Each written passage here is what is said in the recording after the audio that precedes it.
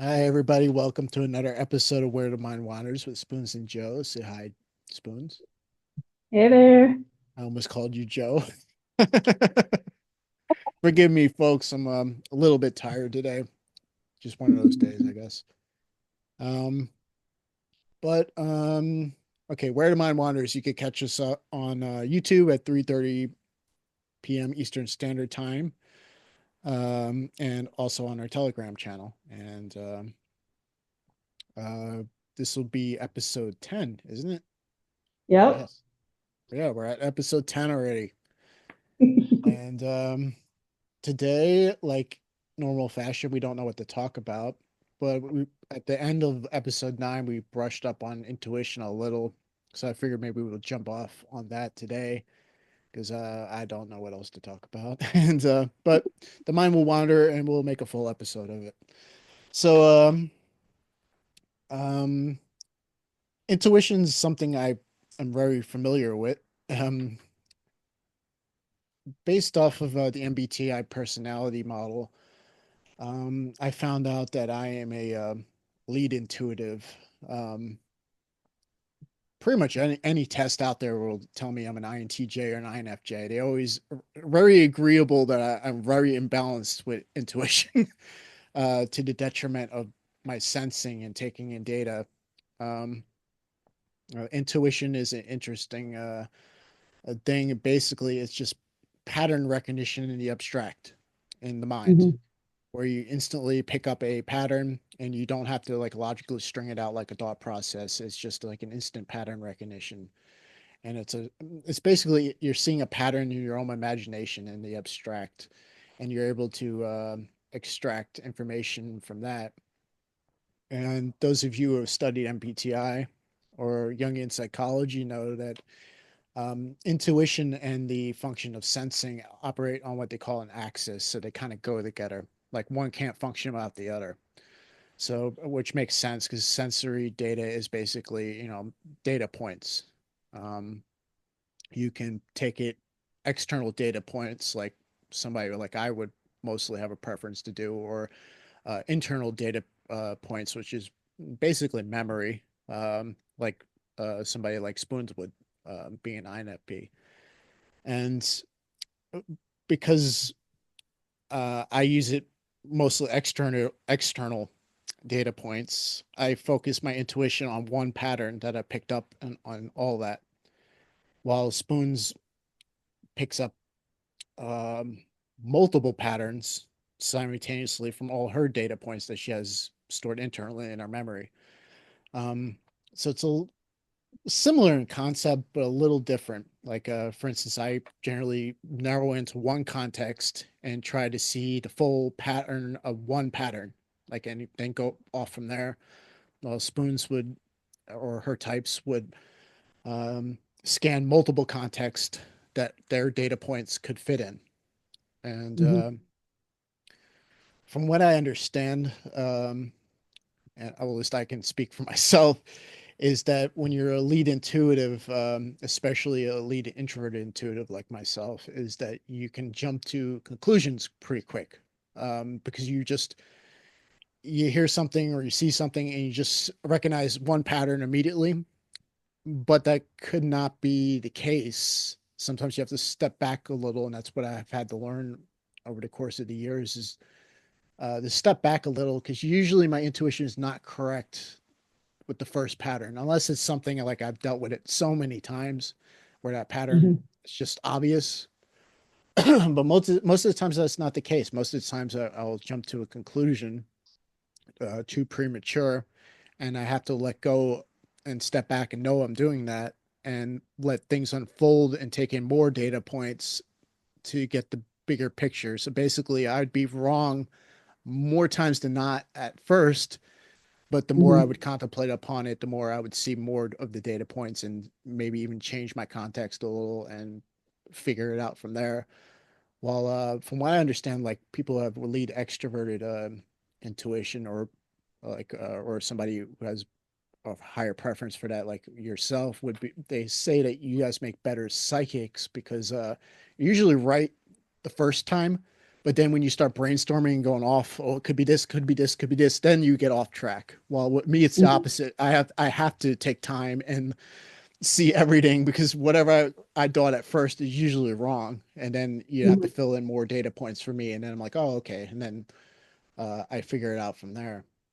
So I always found that very interesting. And the MBTI kind of pointed that out that I use intuition way too much.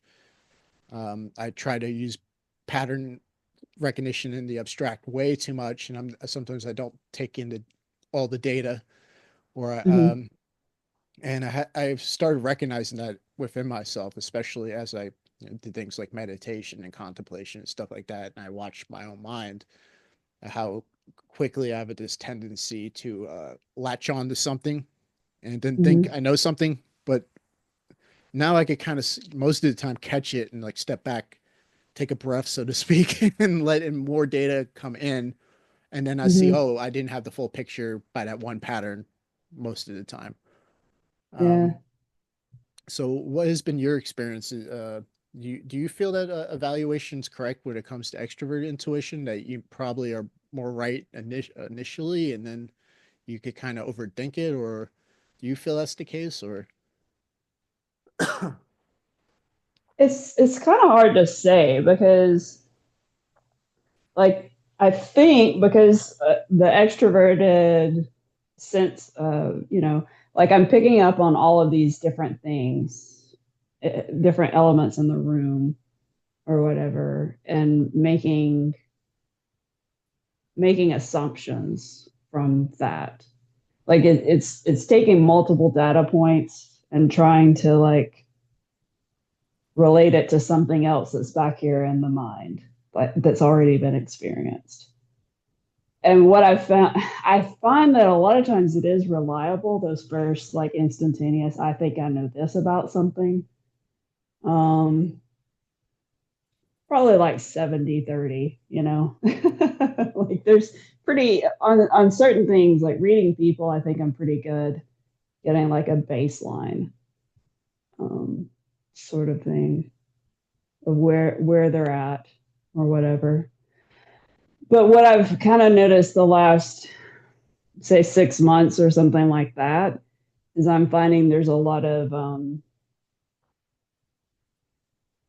I guess there's like a lot of errors kind of in that, um, because some of the older memories or whatever, it's like, I guess because it's not a single focus thing, it's a mix of stuff that comes together to give me this idea. There's stuff that's in this mix that's not interpreted correctly, is the best way I can kind of describe it. So now I'm going through this process where I'm trying to learn that language of intuition and what those senses are actually, which ones are actually correct and which ones are actually bad data that I need to like purge or whatever. And that's with reading people too. Um, it's interesting because you get certain energies when you meet certain people and they'll remind you of other things, but they're not exactly the same. So I don't know. I'm finding that pattern presenting a lot the last 6 months where I'm meeting similar energies, and getting to kind of shuffle out the bad data, if that makes sense. I don't know. It's kind of hard to discuss intuition for me because it's like it's so abstract. yeah, literally.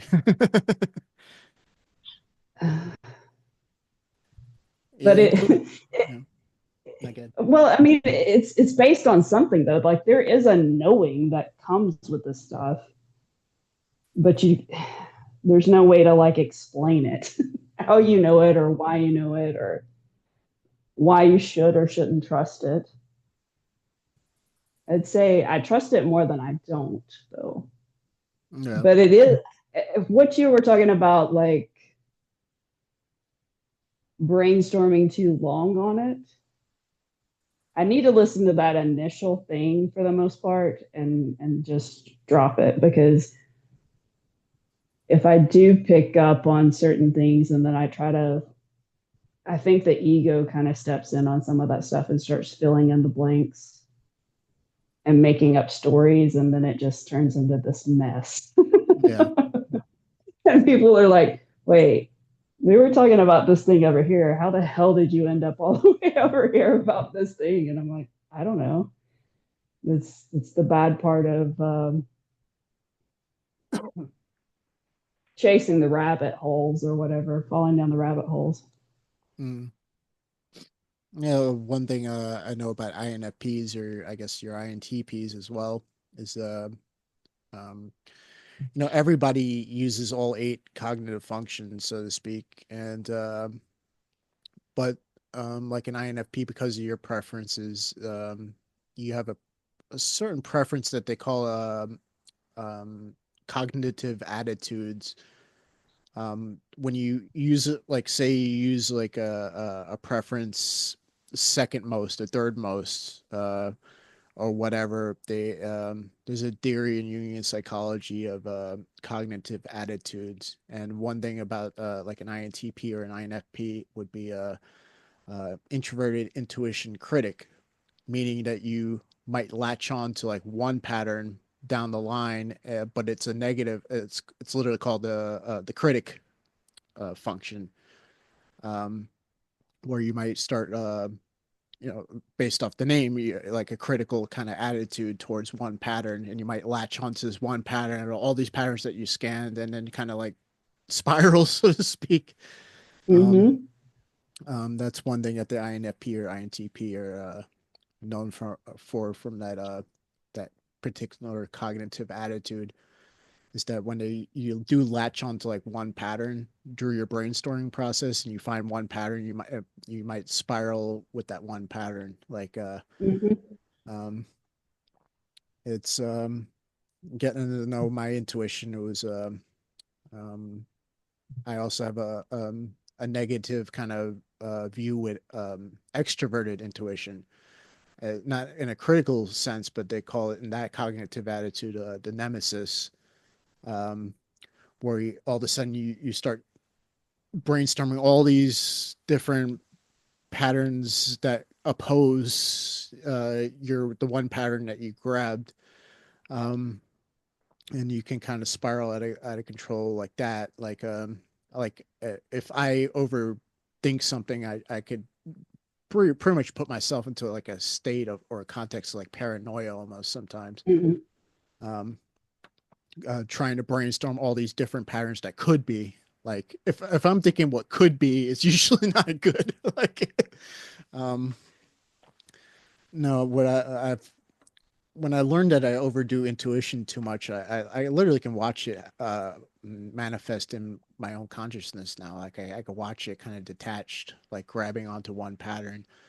Um, that's why when I kind of like it, like talking to people like yourself that bring other patterns to my recognition, because immediately it kind of loosens up that one pattern I grabbed, and then I can start like looking for all the more data that can fit in, and then I maybe even shift context altogether. Because basically another thing that like intuition has to do with it has to do with context, which we kind of covered in the last episode when we were talking about calibrations and stuff. Like a context is like an overall non-linear kind of field. Everybody knows what context is, or I don't actually. I wouldn't say that everybody knows what context is, but um, most people have a general idea what context is, and it's not really something explainable. It's kind of just knowing everything at once, and then knowing how to extract meaning from whatever data or thought process or whatever. Um, and one thing is, I usually initially grab onto one context, and I have to learn to loosen that a little bit, to take in more data, to think it through a Mm-hmm. little bit, or more so let it go. Um, Thinking actually doesn't help most of the time, but to let it go a little and take in more data and kind of like shift context a little, expand it, change the field, so to speak, change the radio station is a good analogy, so I could see it from a better context. And Mm-hmm. that's actually something with the letting go process that's helped me a lot. As I noticed, I'm not so quick to jump to conclusions as much, or or very loosely if I do, where I can let that go a little bit and shift a little. Um, Hmm. and Yeah, one thing I had to learn is you can you have to take in the data. You have to take in the sensory, like um, because I always avoided the sensory.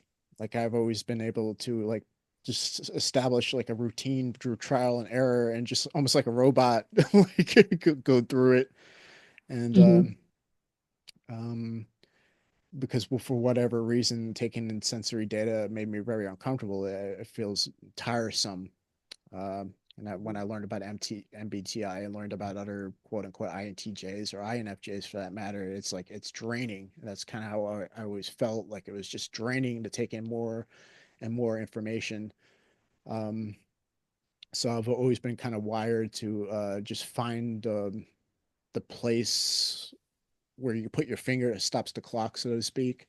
Find that one Hmm. context where everything fits. Yeah. But I also had to learn over time to let it go and loosen up a little bit so I can expand, because usually when I do expand, it was through great pain, like in the past, like where I was forced to change my mind or change my context, so to speak, because Hmm. life beat the crap out of me, so to speak. Um, but as time progresses, I'm getting a little better at not grabbing that one pattern so initially. Maybe at first I will, and then I'll say it, and then somebody will be like, "Well, actually, blah blah blah." But now instead of like, "No, no, no, no," I might be like, "Oh, okay, let me think about that," and or let me absorb that data and work it through, and Hmm. maybe change my context a little, um, and yeah, I don't know. Maybe that's why like things like consciousness calibration, like we were talking on the last episode, has helped me a lot, is because I can just jump to a context that was measured without the mind being in the way, or Hmm. the ego or my ego being in the way, and I can just start putting all the data into a context that I know is quote unquote of a higher energy, so to speak. So I could just kind of get a quicker insight. So I might still be doing secretly the whole INTJ thing in the background now that I Oh, reflect yeah. upon it. You know, Yeah. I mean, that's the funny part. Like you work through different things, but then they come back around. Like our our heavily ingrained patterns, they're always there in the background. I don't think that's necessarily a bad thing though. uh, It's just knowing yourself, mm, you can recognize it more easily at a point. cool. Oh, it's Well, funny. well, that's one thing when you do like meditation or contemplation as an exercise, is you can watch your own consciousness and you can see these cognitive functions that like Jung talked about, or that became later MBTI personality typing. You can see these cognitive functions going on in your own consciousness. Like it's you just have to pay attention.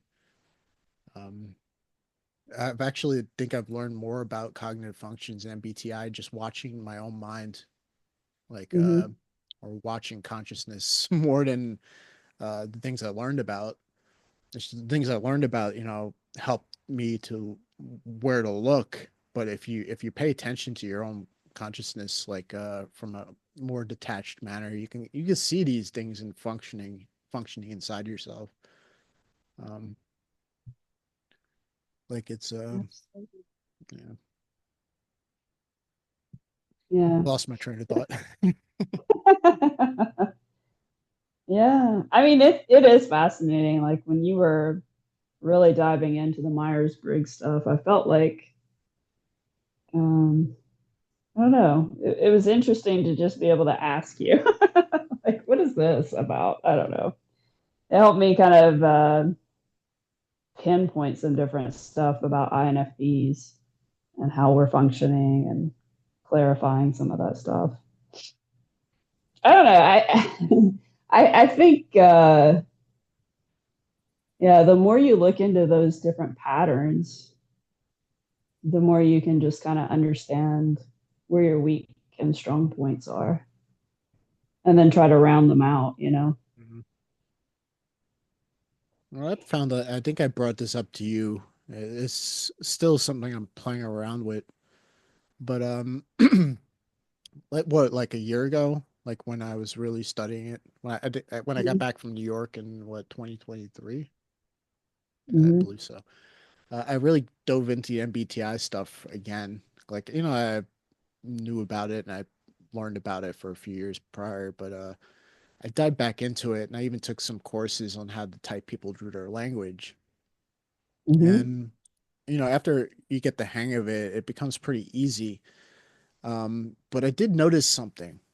I noticed that a lot of people, I would say most people, to an extent, you can listen to them talk for like, I don't know, 20 minutes, 30 minutes, an hour tops, and you can nail them pretty well. Where you can have other people type them and they get the same result, or you go back to the drawing board, start fresh one time, and you get the same result.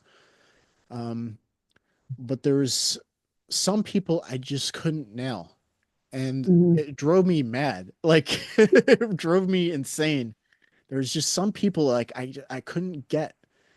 Um, and then I began realizing over the last months, as I've been changing radically over the last months, as I've been working on myself and mostly through letting go and contemplation and um, surrender, basically.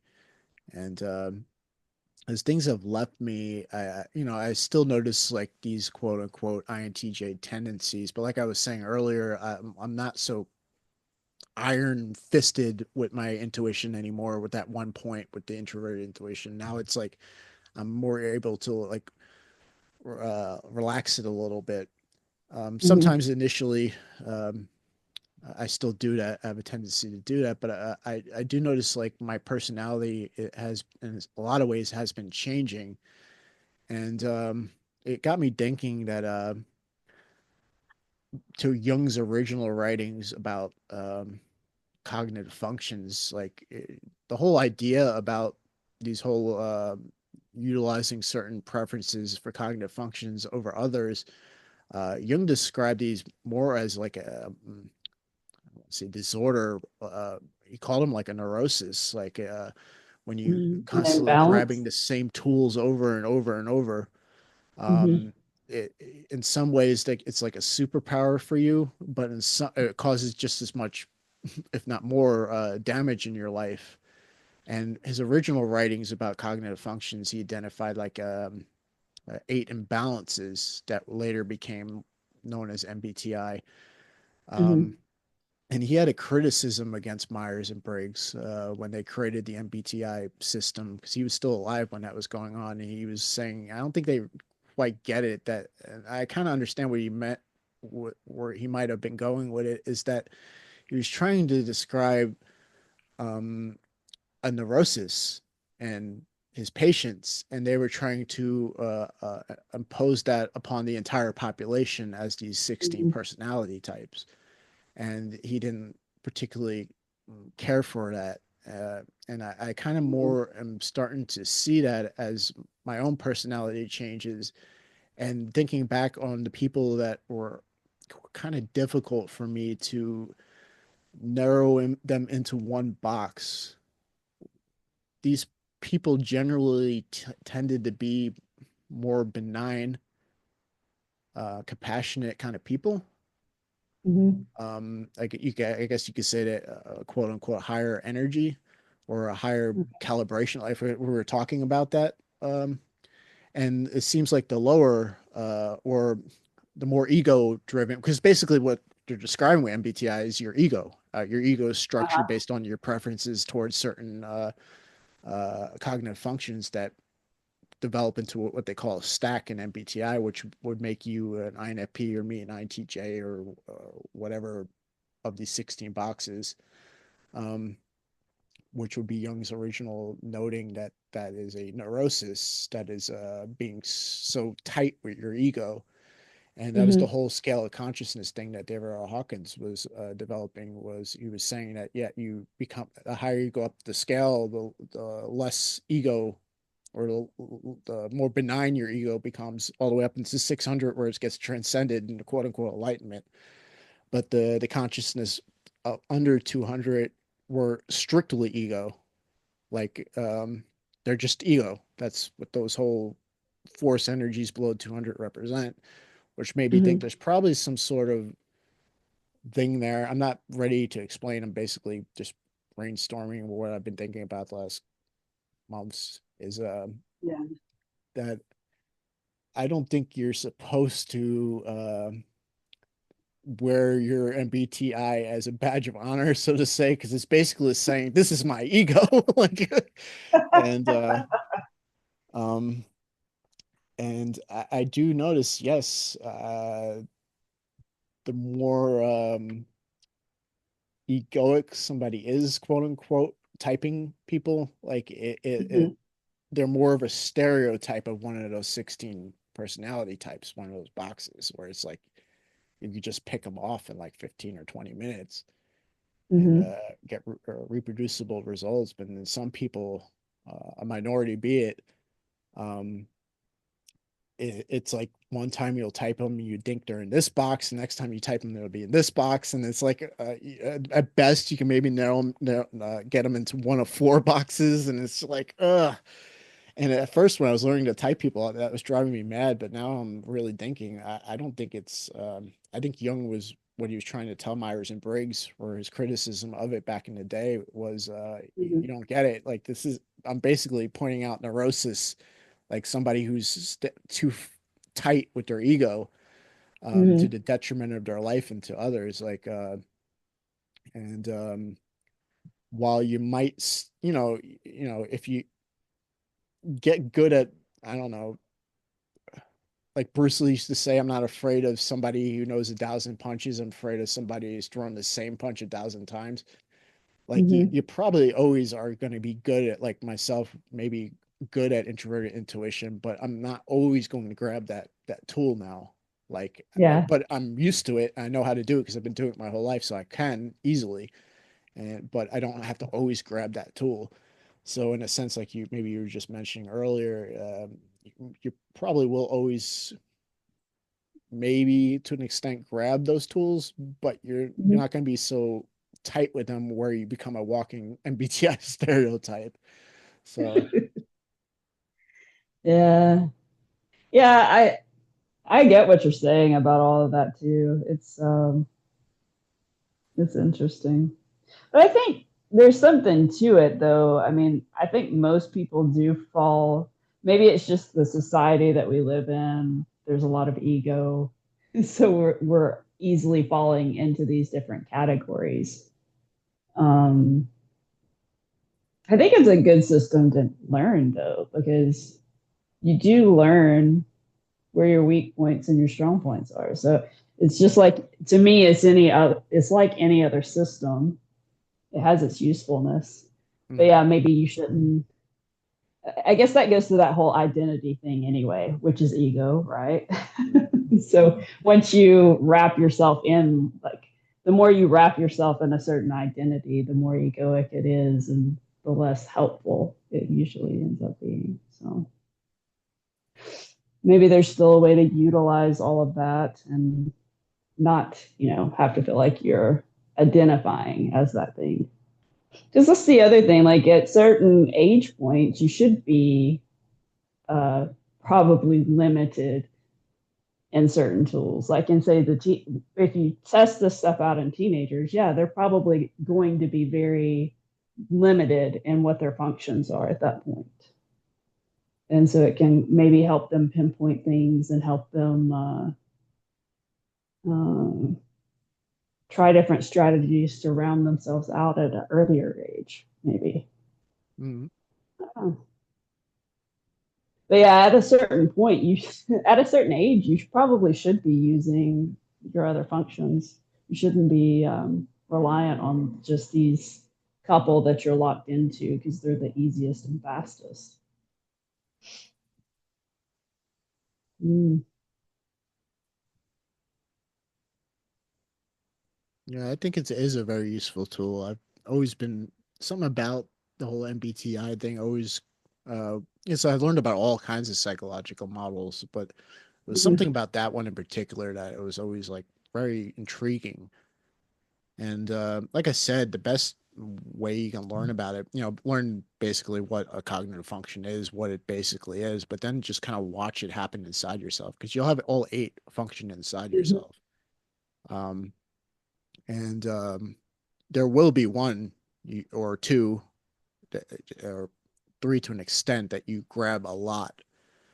Mm-hmm. And I definitely can, at least in myself, can see these things manifesting in consciousness, like these tendencies. Um, um, and basically, when you use a certain tendencies a lot, you become a walking stereotype in a lot of ways. Like, and like that's how the whole usefulness of MBTI is in the sense of psychological profiling is that Mm-hmm. okay, if you know somebody is an INTJ or INFP or whatever, um, we this once you identify that and you identify it in so much population, you start collecting data like okay, an INTJ is always system oriented. He always wants to get a system done, or an INFP is always worried about control issues and people manipulating them and stuff like that. When you use certain functions so much, there is a certain manifestation of how it unfolds in life, in Mm-hmm. your own consciousness, so to speak. And there's so much data at this point that's been collected on each type that you pretty much can make a very accurate meme,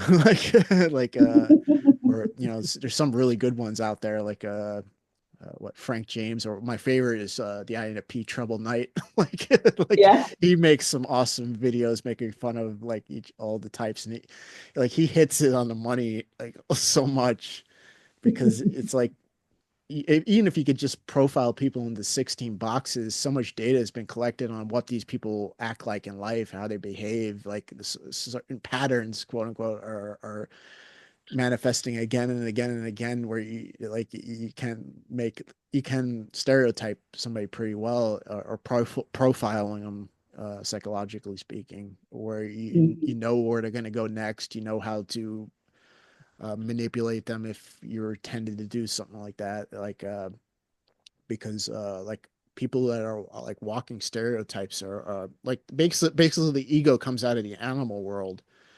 So you could think of it like in terms of this, like a hunter knows that if he lays out corn, Mm-hmm. that the deer are going to come and he could just shoot them, like because he knows their animal nature to come go eat the corn. They're predictable. Mm-hmm. So when you're the ego, which is from the animal nature, it evolved out of the animal kingdom, like and we all possess it as a human. Like it's very predictable, and if you can even put it into 16 boxes, you know predictably how somebody's going to act out. Like, and Mm-hmm. but the thing is, what separates us from the animals is that we can transcend the animal nature, which in the scale of consciousness would be going over that 200 mark and going up and up and up the scale, where the ego becomes less and benign and less in control of the overall consciousness that is your experience, until it's transcended altogether and in what they called enlightenment or the illumined state. Mm-hmm. Um, but yeah, so one thing I did notice, a lot of the population can easily be put into one of those 16 boxes, like, Yeah. but that's not always the case. Yeah.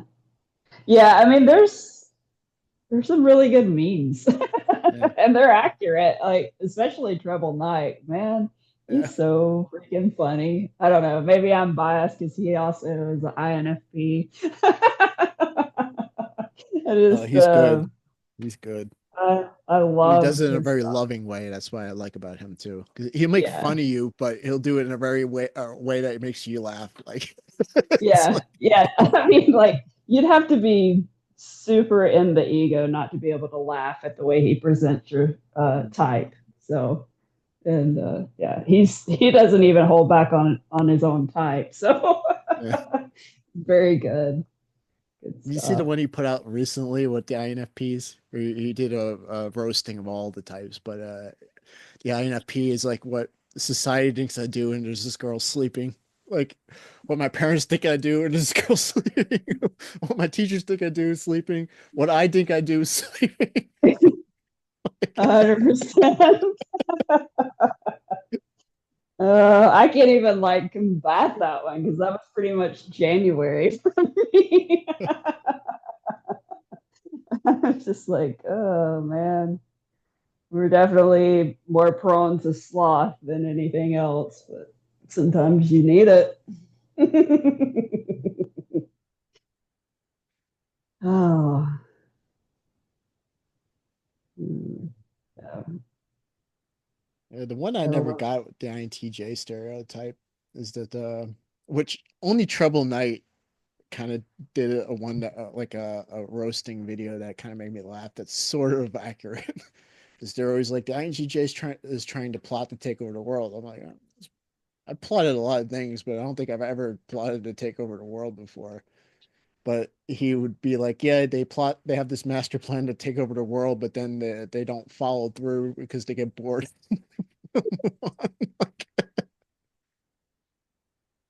yeah, it seems like most of the INTJ stuff is something about, basically you're the mastermind behind it all and going to manipulate stuff, which I don't know. It's just kind of funny. I would say that's probably, we talked about this previously. One of the reasons why I probably avoided INTJs on a certain level earlier on in life, because, my fear is to be manipulated. So, and I don't know. I think that INTJs and INTPs could easily, they can, I don't know what it is exactly about that, but I knew they could always outthink me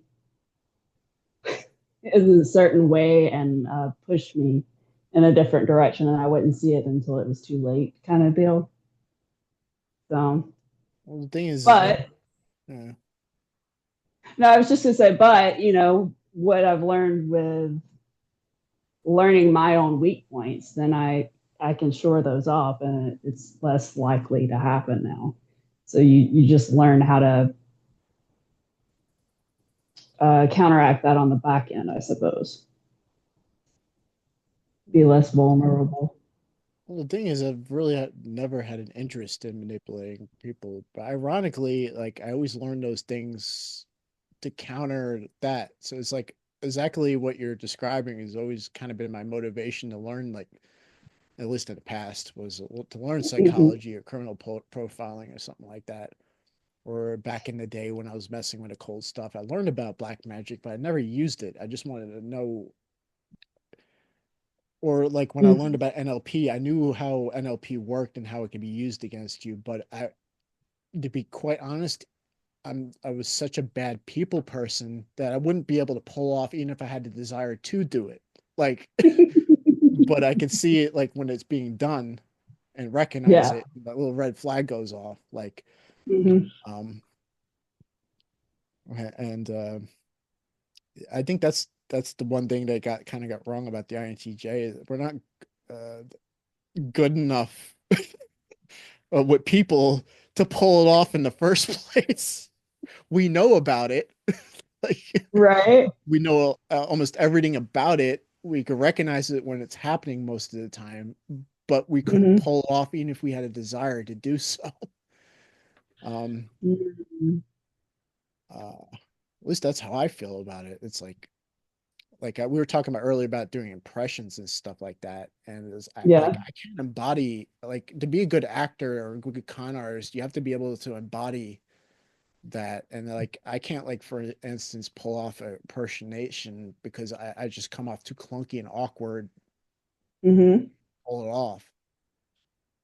But I can Mm-hmm. recognize it when other people do it and respect the skill in a sense. Like like um so yeah, I don't know. I think that would be better suited to I don't know what it would even be. Like an ENTP, for example, can pull that off, where Mm-hmm. they could learn about black magic or psychological manipulation or NLP or something like that, and they could pull it off. Mm-hmm. But for me, I'm too clunky. I would be, even when I was into all that was too clunky. Even if I didn't even really have a desire to do that because I kind of Mm-hmm. felt it repulsive in some ways. Right. But even if I wanted to, I don't think I could do it because like I can't embody like Yeah. like It's interesting. But see, that goes, I guess that kind of goes back to like, that's my intuition picking up something about those particular types that I could see they think differently than me. And I felt like they could push me a certain way, but that's maybe not the correct information. So, yeah, I don't know. Like I say, it's fascinating all the stuff that kind of comes up with the pattern recognition and where you're right on certain things and where you're totally off base on other things. Like it's a, I don't know, it's interesting.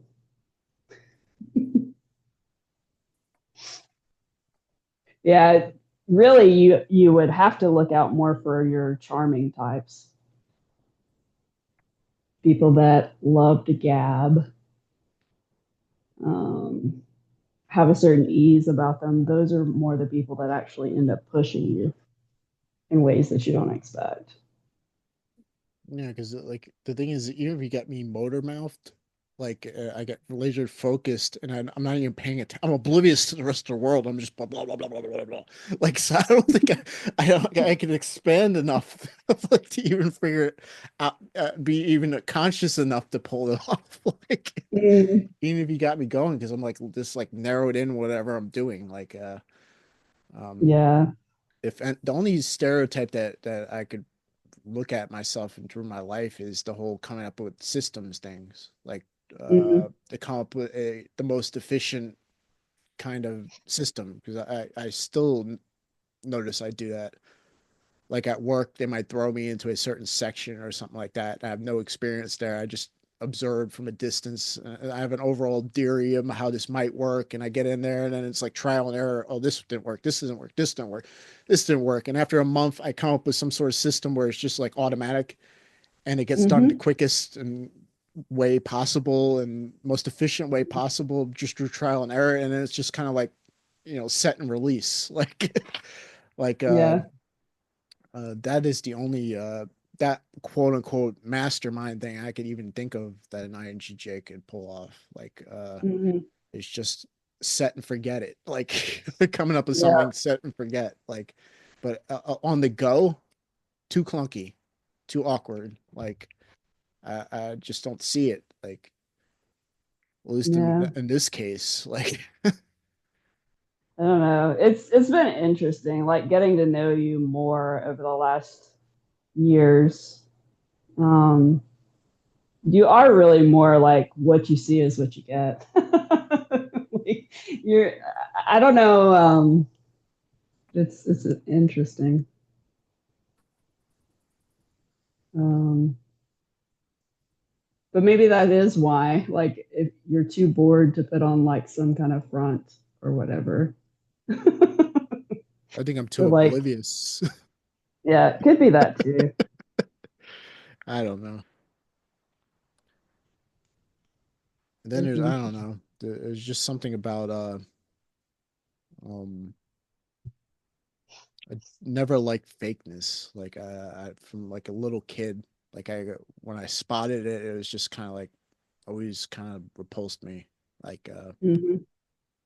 um so to the detriment of my own social life, like I refuse to be what I consider fake. Like um Yeah. But you know, there are a lot of stereotypes I came across that I was like, yeah, that's kind of on the money. Treble Knight nails them pretty well. Um, to an extent, If Frank not, James can, but like, yeah, yeah. If nothing else, go check out Treble Knight because he's just entertaining. Even yeah, if you're not wanting to like learn the stuff, it's just you'll start seeing people in the way he presents those memes. mm, You'll know who they are. yeah. Or if you do want to learn about MBTI, Treble Knight, I think makes the best cognitive function videos. They're short, like each one Hmm. is like 5 or 10 minutes or something like that. And Yeah. I would say you don't have to even go anywhere else. If you just learn his cognitive function videos, which are also Hmm. entertaining and he makes them funny, like Yes. you understand cognitive functions pretty much. You could save yourself a lot of trouble, like if you just learn Mhm. his cognitive functions from his videos. You could literally do a Yeah. crash course on MBTI just through his videos in like an hour or two. Yeah, for sure. And so, yeah, simple little cartoons. Yeah.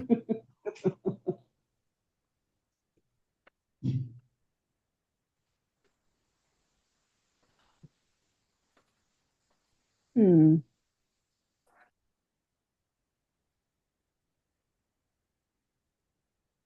What else? Hmm.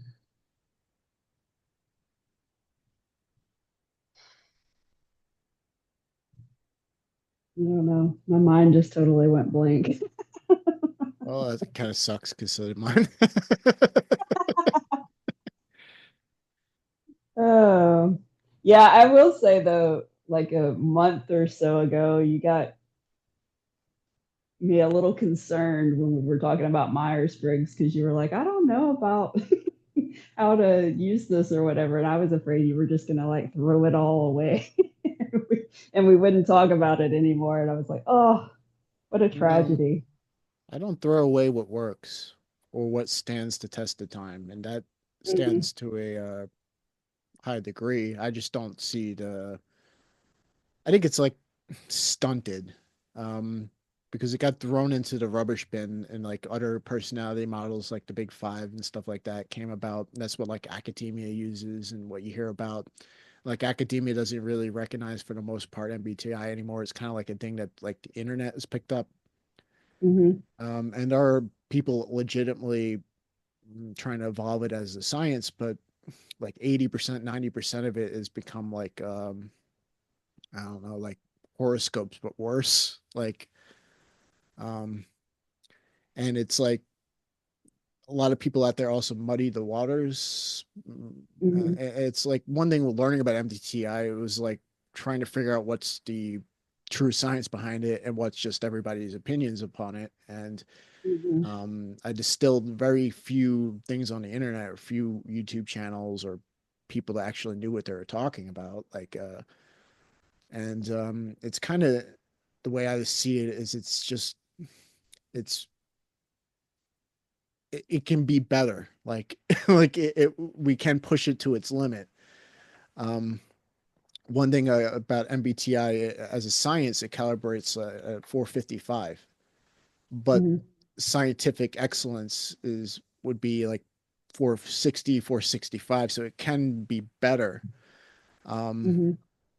and like it can be pushed to its max. And there's also a dimension that seems to be missing, which I would say would be the spiritual dimension, like doing spiritual work, which goes back to why I brought up Carl Jung's original writings about cognitive functions and personality types, because I'm starting to see that as well.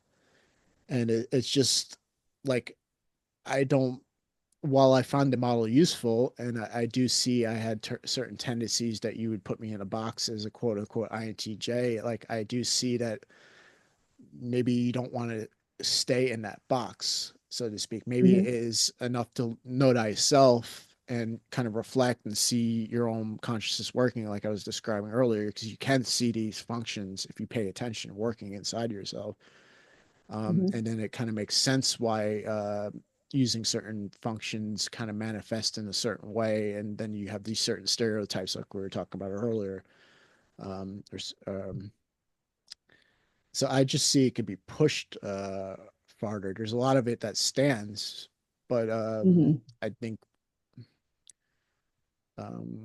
like science always has to evolve anyway. Like, and um, science evolves very slowly because usually what happens is, this theory becomes popular and then it doesn't evolve anymore, even though they say, oh, we do peer review, blah, blah. What basically everybody just tries to keep everything, whack-a-mole, like keep it from advancing any farther. And people who come up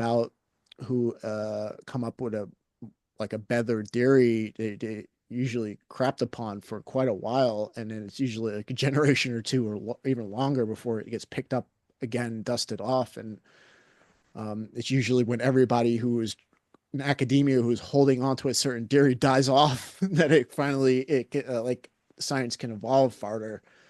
Um, Hmm. so that's just how it seems to work. And you don't also just throw out the baby with the bathwater. Um, you're supposed to just find a better theory that explains things even better. Sometimes it is throwing it all out. There's some quote unquote science, and that's just proven throughout history is a load of crap, but a lot of it's not. A lot of the data points were true, and the hypothesis or the theory was, in a sense, true. We go back to the scale of consciousness. It just can be expanded upon further and further and further, and that's kind of how I see MBTI. I just think it needs to be expanded upon, and I don't think the internet helps for the most part, because it just muddies the waters, and people are just using it very cutesy like, um, and yeah, that's all I can see it, because even if you tear it all down, what's true stands. If you let everything go, what's true just stands. Like, Yeah. it doesn't need your defending of it. It just is like, um, Yeah. and then you just build up from there. Like, that's kind of how I see it needs to be for this particular thing. Like, Yeah. It's yeah, like I say, it's a good tool. You can I think any tools where you're breaking yourself apart and finding the weak points so you can kind of know that about yourself. There's 1,000 tools out there to do that. Um, but this one is a good one. yeah, it is. Jungian theory in general is very Mm-hmm. good, very accurate in a lot of ways. So is Freudian. Like, Mm-hmm. Freud's model of like the ego, super ego, id. It's That's the thing with psychology, is it's an abstract science.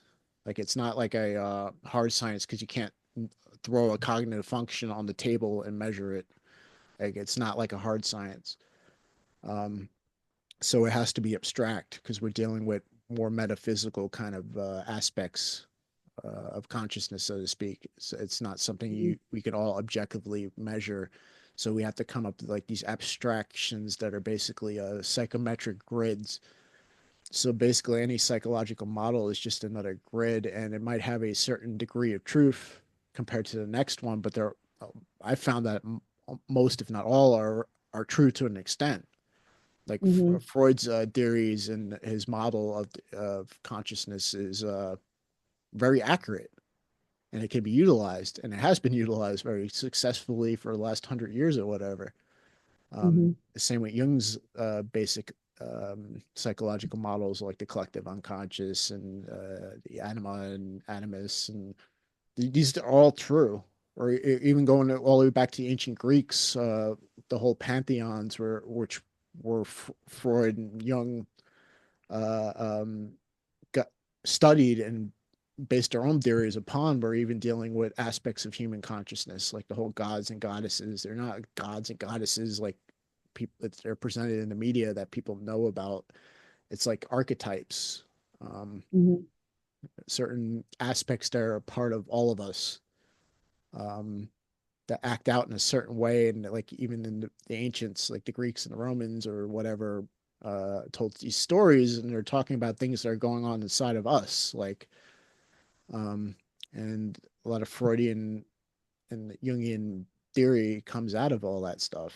And it was advanced and Yeah. utilized to a successful degree to understand at least the content of your consciousness, the mechanics behind it. Mm-hmm.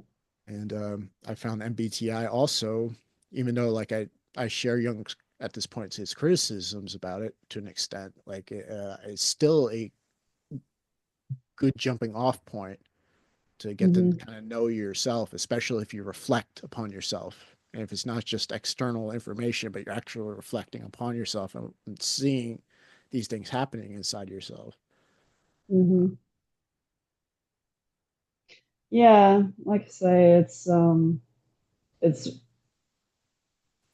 if you just say, well, this is how I am. This is my type and this is how I am, and I'm not going to do anything about it, then that's fine. But that's where that identity stuff it cripples you. It cripples you. Yeah, Um, either over identifying your own type or just bad mouthing everybody else's type because I see just too much that going on everywhere. Like mhm. like the whole everybody always picks on like the ENTPs like or the cult leaders and stuff like that. I'm like, no, not all cult leaders. It's like um but there, that stereotype does exist to an extent for a reason because a lot of cult leaders were ENTPs. But your Yeah. Socrates were also ENTPs. Like um I think the thing with ENTPs, the few that I recognize as like ENTPs, they're very charming, and I'm never quite sure what their actual motivation is. If you could ever be like sure, catch a glimpse of like what's completely real. But the ones I've interacted with, I never feel like I get a glimpse of anything real. It's all charm. you know There's nothing wrong with being charming. I'm not saying that's a bad trait by any means. It's just it's a little off-putting when you're trying to like know and understand where somebody's coming from. well, the whole ENTP thing, which would be in this model would be my shadow, so I had to get to know it a little. Um, is Be careful about an ENTP who thinks they know what's right for you, Mm-hmm. because for example, Hitler was an ENTP. Yeah. Like he thought this was the right thing. So it's basically the story of Lucifer almost in a lot of ways. It's like I think this is the right thing, so the means justify the ends. And I have Mm-hmm. this ability of charm and I'm basically psychic, like on and on and on. So I can use this charm and what I think is right for somebody or the society at large, and I'll Mm-hmm. charm them all into doing this. But I could be dead freaking wrong and against the laws of nature, against God, so to speak, or whatever, and I can cause extremely bad things based on my talents and abilities. Like that's the danger of say like an ENTP. Like Hitler is the best example to throw out there. I know it's right for Germany, but when put into practice, a lot of bad things happen. So um, and that's the same the ones that wind up quote unquote cult leaders. I could think of one off the top of my head that's an ENTP that a lot of people might be familiar with out there. At least Spoons and I probably are. That thinks they know what's right for everyone and uses their charm and ability to get them all on board, even though to the great detriment of them. like, like Mm-hmm. because I'm right. like, Yeah.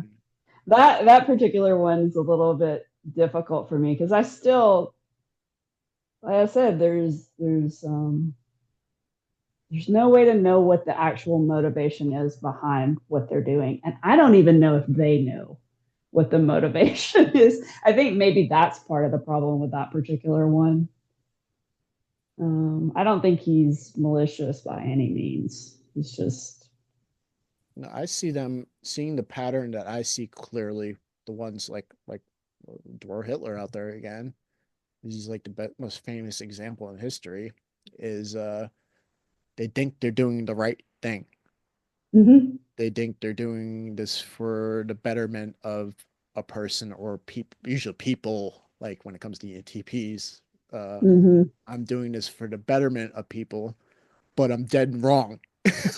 And but because I think I'm right, I'm going to get everybody to do this, and mm-hmm. then it just goes to crap because they were wrong. They weren't in alignment. They thought they knew better than God, so to speak. Like, Yeah. Yeah, there is this there's a different one that I met in life a while back, and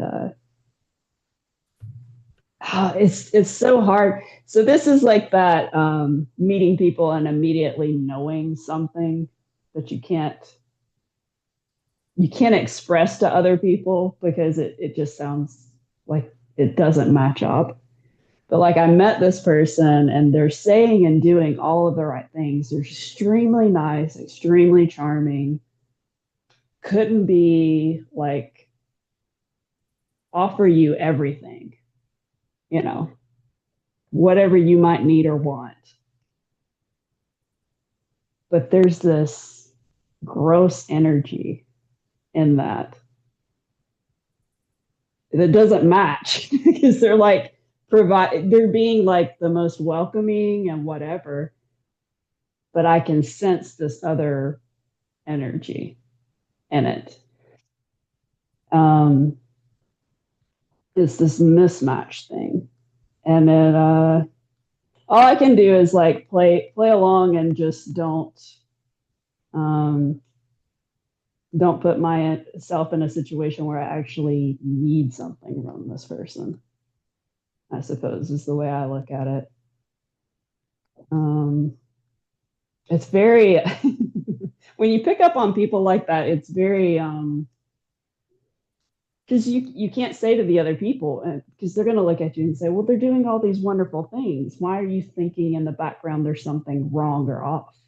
Is there's literally nothing you can point to other than I feel this way. I feel it in my soul.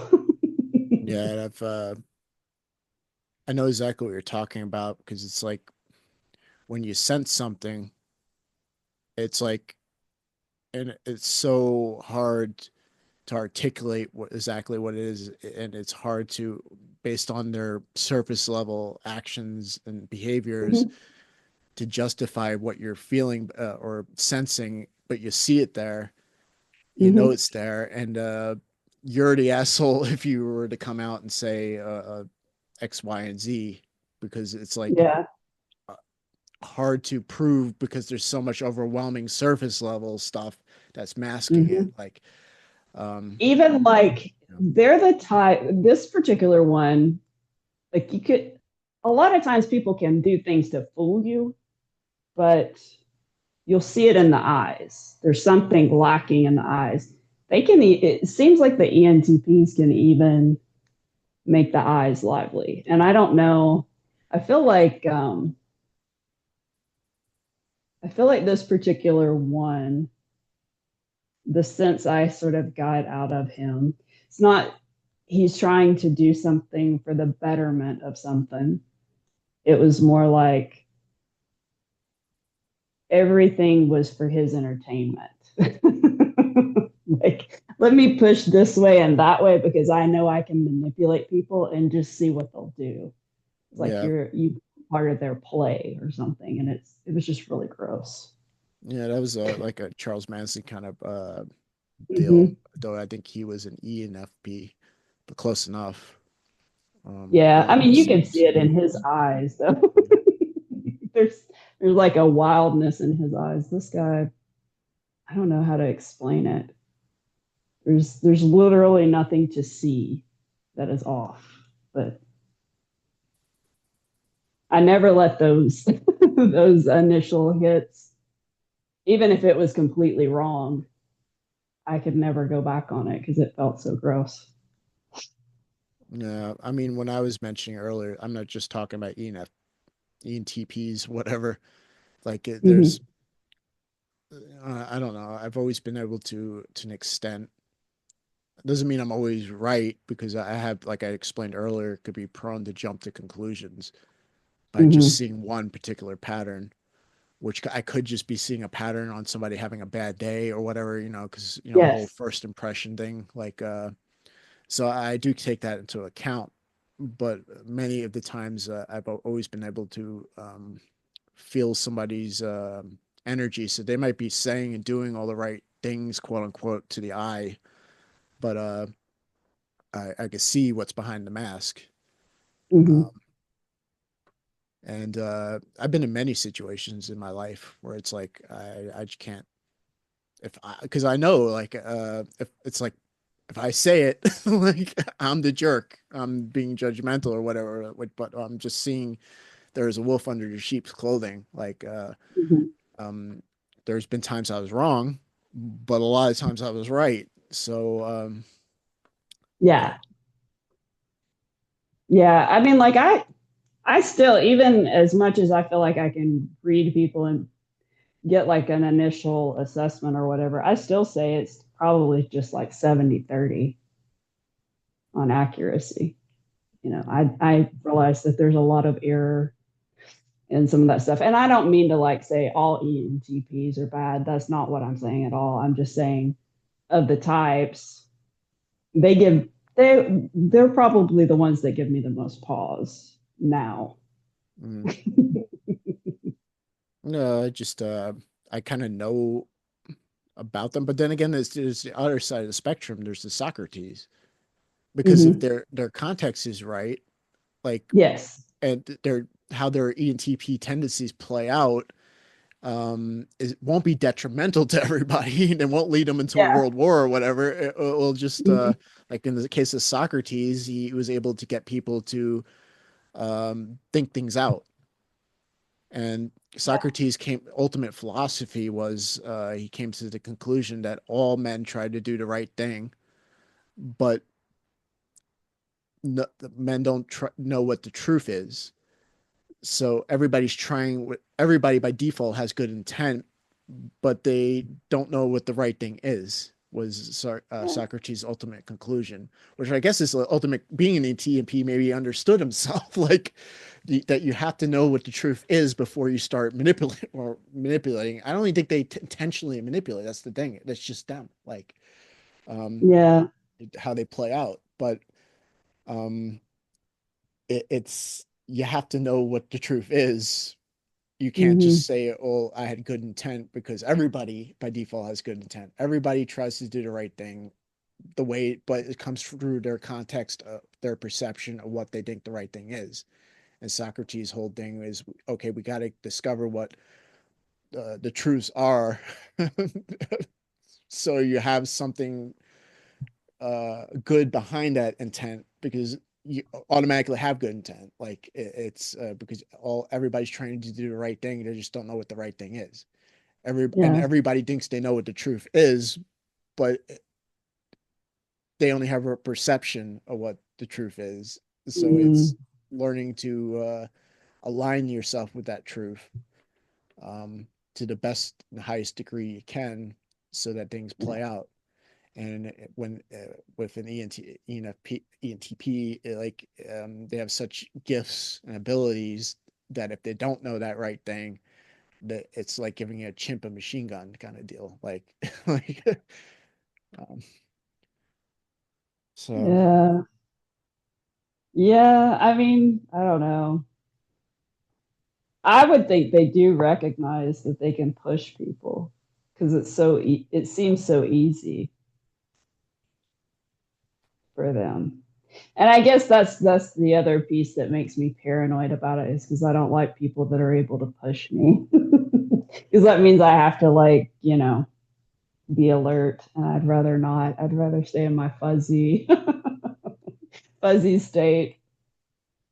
Mm. So maybe I need to make friends with an ENTP.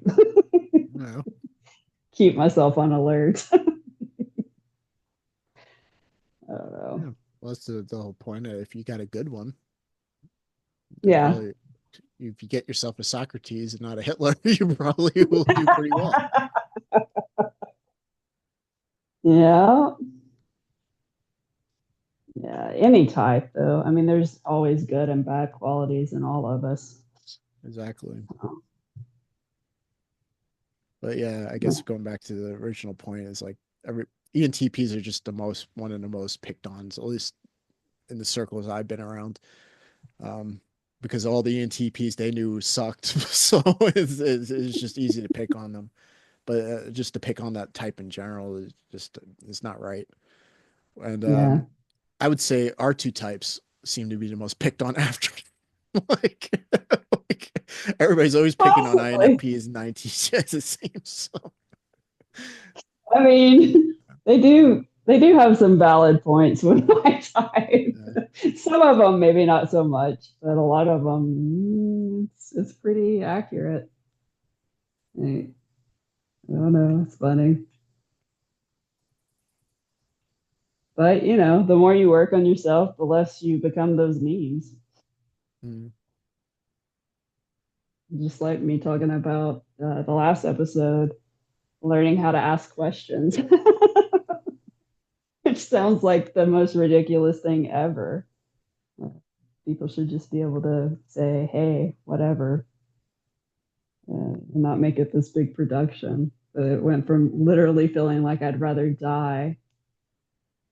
Uh, I guess I'm better at it now, but I guess that also goes along with like as you're doing self work and stuff, making sure you have supportive people and you ask for help and reach out to people. I know that stuff shifted in the last couple of years doing the work because I'm able to do that. And previously, no, I'm not going to ask anybody for anything. So there's always progress in this stuff. Anyway, yeah, I think that's a good place to wrap it up. Uh, yeah, all right, guys. So, thank you for joining us for another episode. This will be episode 10 of Where the Mind Wanders. If you found this episode interesting, hey, share it around. Share it on social media. Share it with a friend, whatnot. Um, we premiere our episodes on YouTube every day, every Monday at 3:30 Eastern Standard Time, PM. mhm, Um, you can subscribe to the channel and catch more content if you like. We also have a Telegram channel of the same name, Where the Mind Wanders. The link is in the description of the YouTube channel if you want to go there, because we put our MP3s up there. So if you just like audio, you can listen to audio on Telegram. Telegram's pretty cool. You can lock the screen and go about and listen to podcasts. I find Telegram a good platform. I always try to mhm, promote Telegram. yeah, Um, and those are the two platforms you can catch us on at the moment. At some point, we'll put it on more. And again, thank you for joining us today. And like the video, share it around, subscribe to the channel, and until next time. yeah.